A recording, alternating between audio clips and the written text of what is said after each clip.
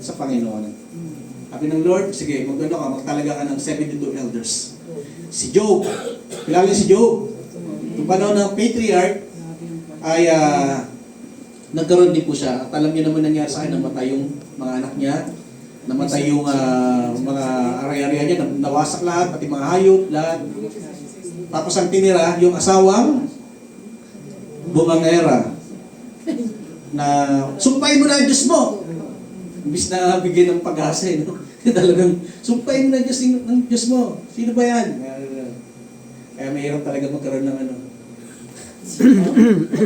Wala mo sasalita. Against the law. Ayan. Bali si Job is nakaranas, sabi sa Job chapter 3 verse 1 to 3. Pagkaraan ng matagal na panahon, pananahimik, nagsalita si Job. At ito yung sinabi niya. At sinumpa niya ang araw na siya'y isilang.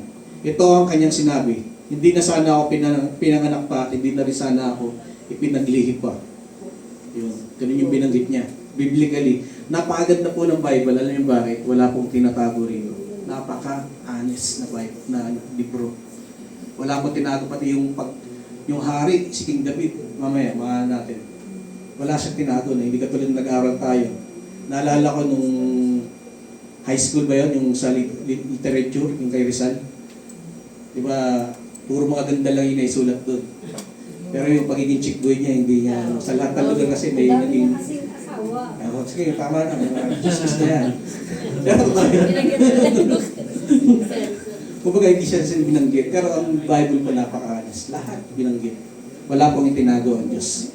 Kaya lahat tayo, bilang mga tao, yung mga great man ito Bible na yan, kung nakaranas silang ganun, mararanasan natin sa panahon natin ngayon, how much more pa kaya na alam na natin kung paano mapagtatagumpayan.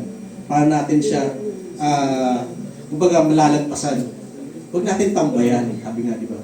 Next is si Elijah. Sino si Elijah? Siya yung nanalangin na 3 taon at kalahati hindi umulan. Tama? Sinabi niya kay King Ahab. Kasi nangyari, nagkaroon po ng competition dun sa Mount Carmel. Tapos kinalaban niya po yung lahat, ang daming mga propeta ni Baal. Panahon nila kasi nung hari ng panahon na yun, si King Ahab at si Jezebel, yung asawa. Yung mga propeta ni Baal, nandun, nagsugat sila sarili, at nanalangin, hindi bumaba yung apoy. Kasi kung sino magpapapoy dun sa alay, siya yung totoong Diyos. Samantalang si Elijah, ang ginawa niya, binuhusan niya pa ng tubig, tapos nag-pray lang siya. Giprayan niya lang. Tapos bumaba na yung Hindi, nasanay na ako sa inyo, kasi mga Bisaya kasama na giprayan. Kasi baka binaantok ka sa inyo. Gusto ko na maging makakuha kayo ninyo. Bali, pinag-pray niya at bumaba yung apoy. Pero pagkatapos doon, ano nangyari sa kanya? Ito yun. 1 King chapter 19 verse 4. Basahin po natin. Sabi diyan, at mag-isang pumunta sa ilang. Pagkatapos ng maghapong paglalakad, ay naupo siya sa lilim ng isang puno at nanalangin ng ganito. Yahweh, kunin na po ninyo ako. Grabe. Ako po'y hirap na. Mabuti pa kung mamatay na ako. Ayun ang sinabi niya. Grabe, no? Depressed. Kasi alam mo bakit tinakot siya, no? Na Reyna Jezebel. Kaya sabi sa akin, papatay siya. At tumakbo siya nun. Ang lingkod ka ng Diyos, takot ka. Ayun, nangyayari po yan sa panahon ni Elijah. Si Jeremiah. Ayan, sino si Jeremiah? Siya po yung weeping prophet. Yan. Bakit? Kasi nung panahon niya, ay yung time na sinakop sila ng Babylonia. Ay yung panahon ng exile. Lahat ng mga tao sa Jerusalem, dinala sa Babylon at pinagpapatay lahat ng mga nantira doon na talagang ayaw umalis. Tatawag na Scourge Earth Policy. Ano yung Scourge Earth Policy? Kaya nga yung unang templo, nawasak yun. Binasak ng mga taga-Babylon kasi ang Scourge Earth Policy, wala pong ititirang nakatayo. Kahit mga puno, mga hayop, papatay lahat yan. Lahat ng tao. Talagang wipe out. Sorry. At nangyari yun, nakita mismo ni Jeremiah, nasaksihan niya sa kanyang mga mata. Ang ayaw umalis, kalas. Masahin po natin sa Jeremiah chapter 14 verse 18, mahaba. Nasabi diyan, sumpain nawa ang araw na ako'y isilang. Huwag ninyong ituring na araw na pinagpala ang araw na ako'y pinanganak. Sumpain nawa ang taong nagbalita sa aking ama lalaki ang anak ninyo. Alam niyo ba ng panahon nila, napaka nanganak ang nanay ng lalaki, tuwan-tuwa. Kasi nga, ano yan hari ang turing nila. Kasi lalo si Jeremiah po, nasa genealogy ng David. Kumbaga, ang tawag nila, Dawid. Di ba Dawud dito? Dawud. Kaya pag sabi Dawud, David yun sa English. Kasi mabasa yung Abu Dawud. Sa ano naman? Parang ganun. Naman sa Dawid yung pronunciation. Kaya nung pinanganak siya, ayun, sabi niya, binanggit dito, sumpain nawa ang tao nagbalita sa aking ama, lalaki ang anak ninyo, na nagdulot sa kanya ng malaking kagalakan. Matulad dawa ang taong iyon sa mga lungsod na winasak ni Yahweh ng walang awa.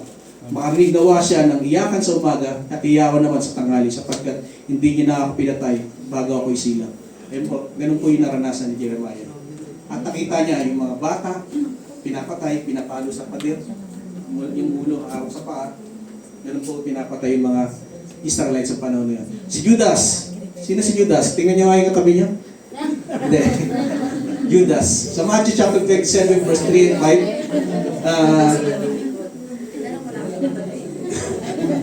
5. Sabi diyan, alam niyo naman nangyari kay Judas. Ayun, nang Judas siya. Nang makita ni Judas na si Jesus ay nakatulang mamatay, nagsisi siya at isinoli sa mga punong pare ang mga pinuno ng bahay ng 30 pirasong pila. Di ba? Sinoli niya kasi nakonsensya siya. Konsensya lang meron siya. Sinabi niya, nagkasala ako. Pinagkanulukan dugo ng taong wala ni anumang bahid ng kasalanan. Ito yung nagpapatunay na si Jesus ay walang kasalanan. Ano ang pakialam namin sa iyo? Sabi ng mga Pariseyo. Sabi nila, bahala ka sa buhay mo. Inihagi si Judas sa loob ng templo yung 30 pirasong pila at pagkaalis doon siya ay nagbigti. Pabaliktad. Sumabog ang tiyan niya. Ganon. Kumbaga, ito yung pinaka-worst case scenario ng may mga disorder, anxiety, or depression. At si David. Si David naman, mababasa natin sa chapter 13 ng Psalms, hindi ko nahabaan, kasi mabilis lang ang oras. Pakiramdam niya ay nakalimutan niya siya ng Diyos. Sabi nga sa English, how long, O Lord, will you forget me forever? How long will you hide your face from me? How long shall I take counsel in my soul? Having sorrow in my heart daily, how long will my enemy be exalted over me? Kumbaga nakaranas siya matinding kalungkutan. Depression din po yun. Ayan, kaya sa mga tao na nakakaranas nito, napapansin nyo, kausapin po natin sila. Encourage po natin sila. At itong mga great men of the Bible, wala silang ibang nilapitan kundi ang Diyos. At syempre, pag isolation na, delikado po. Huwag po tayo lagi nag-iisa. Kasi once na nag-iisa ka, andyan po yung atake ng kaaway.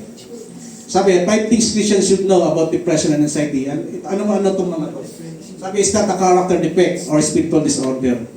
Ano ibig sabihin yan? Or an emotional dysfunction or chief of all.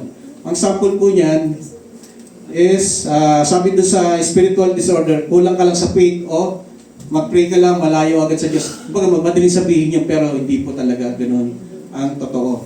Nakaranas po talaga sila ng matinding kalungkutan or yung nag-aalala sila. Ibig sabihin, hindi sila masamang tao pag character defect po. Kasi inihiwalay nila yung sarili nila, ina-isolate nila. Kumbaga, parang suplado naman ito. Kumbaga, siya na lang lagi iniisip niya, parang makasarili. Hindi po ganoon. Kaya dapat po ay unawa. Sabi diyan, and chief of all, it's not a choice.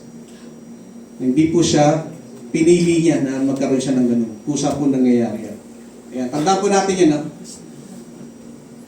Ops, may nawala? May gumalaw? Wala po. Ayan. Number 2, mental illness is not a sin. Tandaan po natin, huwag po nating sila husgahan. Hindi po kasalanan na magkaroon sila ng ganyan. At may nakita po ako mismo rito nangyari sa kanya. At ang nangyari sa kanya is depression. Gumaling po siya. Nandito siya ngayon. Nag-isip na kayo.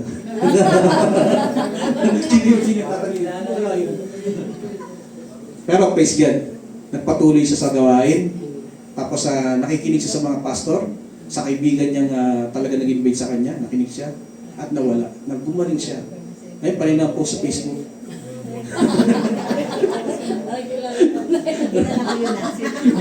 May mga Kaya na yun.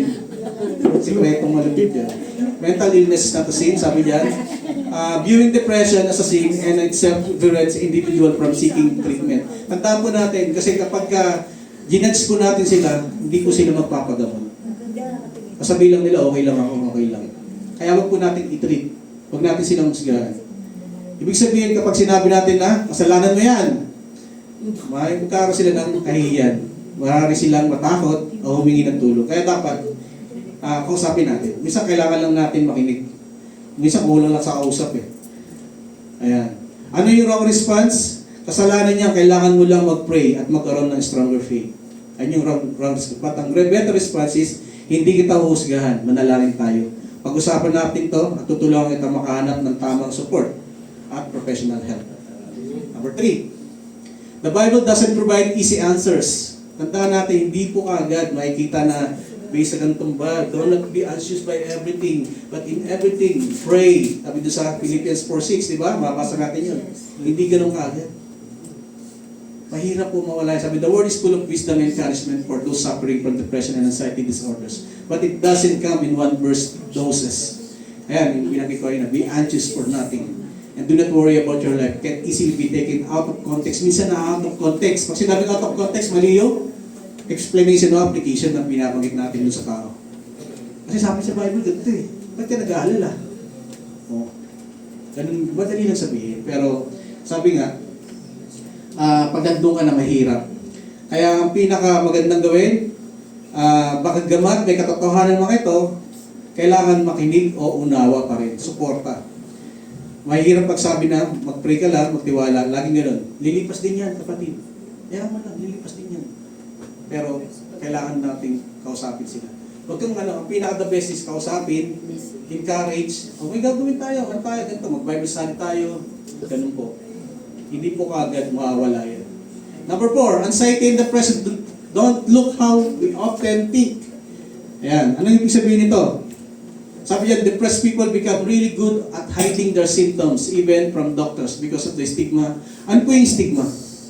Stigma attached to the illness. Pag sinabi stigma, ito yung negative judgment, o misunderstanding or discrimination, o maling paniniwala na dun sa bagay na yan.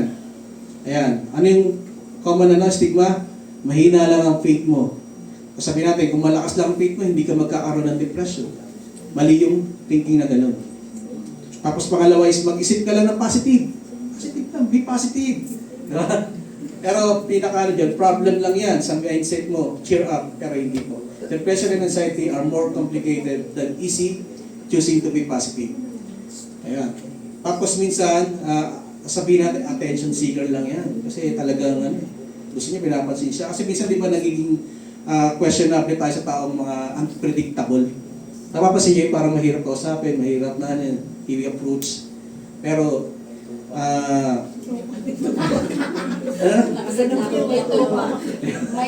hindi, pangalawa na yun, yung last na yan, baliw siya. Baliw lang yan.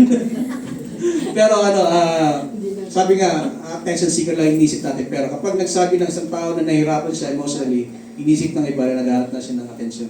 Kumbaga, dapat natin talagang bigyan ng attention talaga. Na huwag natin isipin, sa isip natin na naghahanap lang ng attention. Bigyan natin ng attention, i-approach natin. Lalo yung mga kaibigan natin, na kapag iba na nga naging itsura niya, or iba na yung niya, nagbabago bigla ng mood, 2:30 okay pa eh. Pagpasok ng alas 3. Iba na. Pag-usapan niya. Okay. Sabi diyan, pastoral staff can be, liyata, ayan. Ito na yata yung last. Number 5. Strong churches don't fix depression. Ibig sabihin na strong church, like ng mga mega churches, hindi po napapansin yan doon sa mga church na yun. Like ng mga ano yung mga mega church sa Pilipinas? CCF. Ano pa? Victory. River of God. JL. Po, kaya mas maganda nandito sa maliit na congregation. Talaga napapansin yan. Kasi pagka nawala, una si Brad si Brad Jerome. Wala Baka si Jay, nasaan? Diba, madaling hanapin. Pero sa mga big churches, di po sila napapansin. Kaya sabi diyan, pastoral staff can be ill-equipped to deal with depression and err toward a spiritual solution rather than psychological or medical treatment. Even churches that seek to provide safe haven for those suffering in their midst might not have a judgment-free place to discuss their struggles. Kailangan po masabi nila, mabanggit nila. Kasi minsan kapag nababanggit, nakakaluwag sa puso. Sa damdamin. Yan. Sabi diyan, Christ the great physician came to heal and seek the sick. As His body, it's time the church leads society in helping to do the same. At dito po ako natatapos. Sabi diyan sa Galatians chapter 6 verse 2. Sabi, the church may not be able to fix this depression, but the church can help carry the burden. Tandaan po natin. Tayo po bilang mga mananampalataya, magkakapatid sa pananampalataya, samahan po natin sila. Sabi niya, bear one another burdens and so fulfill the law of Christ. Kapag tayo po ay nakikinig, pinapakasamahan yung mga tao dumaranas ng ganyan, depression and anxiety, we fulfill the law of Christ. Ano man ang yung ginagawa sa iyong kapatid, di ba, binanggit ka nakaraan, ay ginagawa mo rin sa akin. Sige po, at salamat sa Lord, sa Diyos lang po ang papuri.